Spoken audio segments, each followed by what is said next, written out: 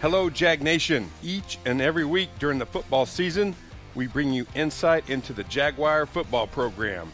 Coach Basil enters his fourth season at Flower Mound, coming off an impressive 8-3 record and an undefeated district championship in 2018. You can subscribe and share this on Apple Podcasts, Spreaker.com, that's Spreaker.com, Google Podcasts, Spotify, and soon on iHeartRadio. This is presented by the Flower Mound Jaguar Football Booster Club. Jag Nation Football with Coach Basil starts now. Thanks for tuning in to another segment of Jag Nation Radio with Coach Brian Basil. I'm John Piper, and this should be a great show. We discuss the playoff win over Keller, the upcoming game versus Duncanville at AT&T Stadium. We do want to thank the Jaguar Booster Club for bringing this show to you each and every week throughout the season, and no one better to break it down for us than head coach Brian Basil. How you doing, Coach? I'm doing great. How you doing? Oh, fantastic. You know, it's always good, like you said, to be working this time of year, Texas high school playoffs, the sun's shining, it's a little cool outside, but man, and the Cowboys are on, and I know we're not even staying in tune to what the Cowboys are doing because it's all about the Flower Mound Jaguars. Yeah, it's a pretty exciting weekend here. Fun yesterday bringing the kids in and watching the film and just celebrating that big win. It's it was a pretty giddy morning yesterday, and we're really happy to be around those kids and celebrating in that. Well, Coach, we talked about it last week. You had a chance to make some history, and you did it. The Jags make Flower Mound football history on Friday night with the first ever playoff win in program history. I sent you a text late Friday night, and I'm sure you got bombarded well into Saturday. Did you get much sleep Friday night? No, we didn't. I don't think many people did. We of course, we're on the field for a while afterwards on Friday, and by the time everything cleared out and came in, and of course, just us and the kids in the locker room again, kind of just reliving it and sharing it. And well, hey, Coach, before we get too far into it, through the miracle of technology, I've got the call from that final touchdown. Let me see if I can cue it up right here, and I'd like to get your reaction. Here we go. Oh, yeah. Seconds to go in the ball game, but they have first and goal at the Keller 3 with 2 timeouts still to play with. They're going to come out in a 4-wide set, 2 to the right, 2 to the left. Hudgens back in the pistol. Snap back. Short look at a throw. He fires one out to the right side. It is caught for a touchdown! Reed touchdown! Makes the grab! And he got separation from the defender on the play. Kyle Britton. He makes the grab for the score, and the Jaguars are an extra point away from taking the lead with 10 seconds to go in the ball game. Just a simple back shoulder fade throw, a back shoulder throw to Touchstone, who just made a veteran play and got separation from the defender, Britton, who was in man press coverage. He made the grab falling towards the sideline. Well, Coach, I've listened to that a couple times now. I still get goosebumps when I hear that. I'm sure the emotions for you have got to be even more so than that. What do you feel? What do you feel when you hear that? Well, I tell you what, that's you get a little choked up just listening to it. It's a pretty special moment, and I hadn't heard that. It's the first time I heard it. We were talking about it today a little bit, and some of the coaches were asking if want to pull up some of the archive version of that, and we hadn't heard it yet. That's the first time I heard it. Well, hey, that's courtesy. I feel like I'm. Yeah, courtesy of our friends over at Champion Sports Radio. They do a great job broadcasting the Flower Mound football games each and every week. And, here in the media, we develop a good relationship. And Thomas over there was able to pull that off and send it to me in time for the show. So thank you, Champion Sports Radio, for that. Yeah, that's really cool. Well, Thomas Lee is just he's an outstanding guy. He started that Champion Sports Radio, and he didn't. We've got a crew that does the calls on those games. I think Ryan Dedamore and Ryan Baku, And Ryan is a Flower Mound High School graduate, played football here. Then I coached his younger brother, was a senior my first year here. So I know it's special for those guys. Thomas texted me Friday night. I've known Thomas. I was at MacArthur in 2007. I think Champion Sports Radio started doing some of our games there. So I've known Thomas for a long time, run into him here in the spring. He does the Jaguar baseball games through Champion Sports Radio. Just a first-class individual, and that's what the things that make Texas high school football so special is that, the work that guys like you and Thomas and so many people do just to cover those games. I've got relatives that live out of state that listen to the games. I know our coaches have relatives and family out of state and fans out of state that listen to it. So, just playing that back right now, honestly, I feel like it feels like listening to a movie to hearing the call on that. It's something that I know that we've just dreamed about for a long time, and it's pretty special to hear that. Getting a first playoff win was something that our guys have put a lot of pressure on themselves, and a couple points of time in that game where we felt like we were about to get some real separation and get a little bit closer to putting it away, and we didn't. And Keller fought back and then took the lead late. So that certainly.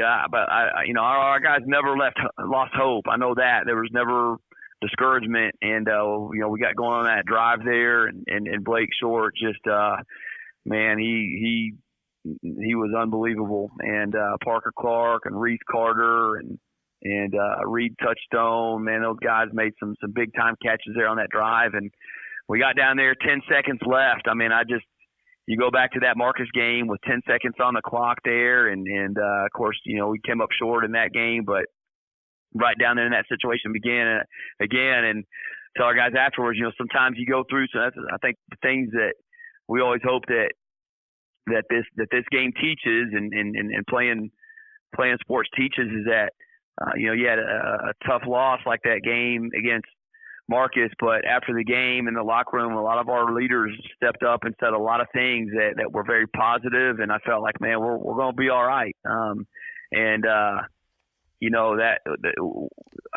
in that same situation, 10 seconds left to go, right down there, it was just so poetic that we tied it up there, and then of course Bert Auburn comes in and knocks it right through the middle, for the go-ahead PAT, and it's a guy like Bert that works so hard, and a routine play like that ends up being a huge play in the game to take the lead, and so I was glad that we're able to go down there and finish. It was a couple weeks ago, and 10 seconds on the clock, and time ran out, and then we had just a pretty bad feeling after that Marcus game, and to now be in a similar situation. I think having been through that really toughened us up as a team, and we've been in that situation before, and those guys were able to execute because they've been there before. And the resiliency, the resiliency to come back after that Marcus loss, and then to be in that same situation, and just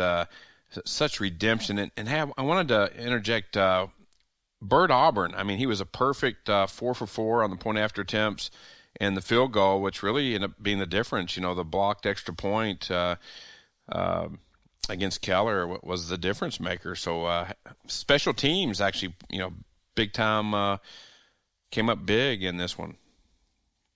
Yeah, and our guys work very hard, and there's starters on offense and defense that play on special teams, and there's multiple guys that the only snaps that they get in the game are on those special teams. They may not play on offense or defense. So I think those guys just are epitomize the heart and soul of this football team. Is that guys have to, whether they're blocking so Bert can make the kick, whether they're running it down on kickoff cover.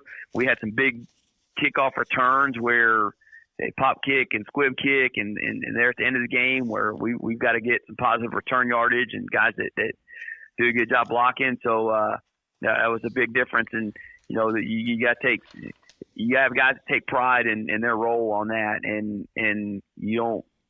You get times during practice, and we spend a lot of time on it. It's a pretty big point of emphasis in our program, but you got to have the players buy in, and they do. And that ended up being there's some big time plays in that game on special teams the other night that put us in position to win. And Bert also had 4 punts, averaged 40 yards a punt, which is pretty strong in Texas high school football, and helps win the field position battle a little bit there as well. Yeah, those were big, and Nick Wagner is our snapper, and he's one of those guys that has an important role on our team, and every one of those snaps were spot on. 40 yards a punt with 0 net return yards, 0 return yards on punt. So that field position was very key for us the other night. Well, Coach, you were mentioning earlier before I played the clip, just the fans, the student section pouring onto the field. It was great to be able to be at home at Neil Wilson Stadium. I know you don't have time to share all the stories, but just some of maybe some of the former players, folks you haven't seen in a while, just coming up to you, and just the celebration on the field there at home. Yeah, pretty special. There's some former players that were there. I got some emails and texts from some former players before the game, and then of course after the game and during the weekend, got a phone call late Friday from Jackson Averett and Connor Lee, and they were up in Lubbock at Texas Tech, and they had I think there were about 5 or 6 of them that were all former players that had sat there and listened to the game. So they called me, and they were as excited as anybody was you talk about guys like that Cade Cumbie and Billy Sikora and Zach Welch and Jake Welch and Corbin Clatterball. I mean, I go down the list, but all those guys that, when I got here in 2016, they were very instrumental in building the foundation for this program and providing the leadership, and they bought in from day one. And you can't build anything if you don't have that. We got an outstanding group of coaches and some outstanding players that have done everything that they can to build this program into what it is today. We're extremely proud to be a part of that on Friday.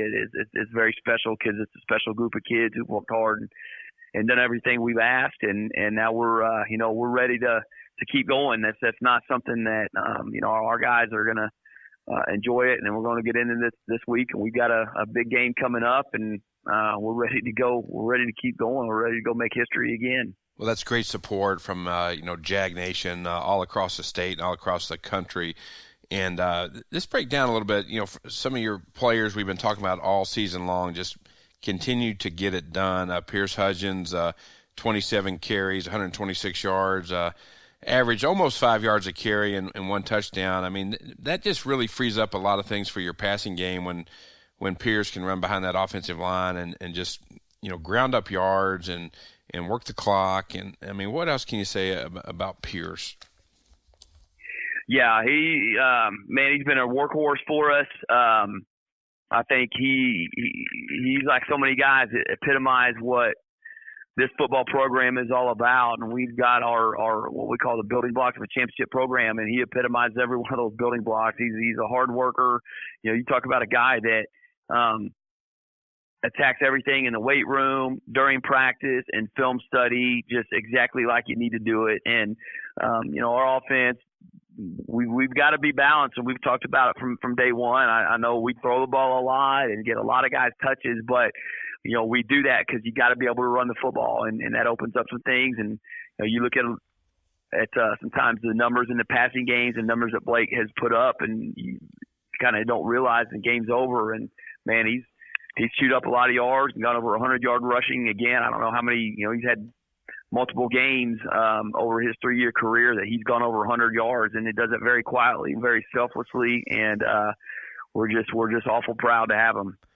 And then Blake Short had another nice game, 26 of 42, 306 yards, 3 TDs. Did have the 2 interceptions, but was able to bounce back from that. Yeah, I showed a lot of toughness to bounce back from those, and anybody who's been around our program and knows Blake knows how hard he works and knows how important it is to him. And he was excited, and rightfully so. I just talked to him after the game. He's got the biggest smile, and he he's happy for his team. I mean, he is a very selfless guy and embraces that role that he has. He is a fierce competitor, and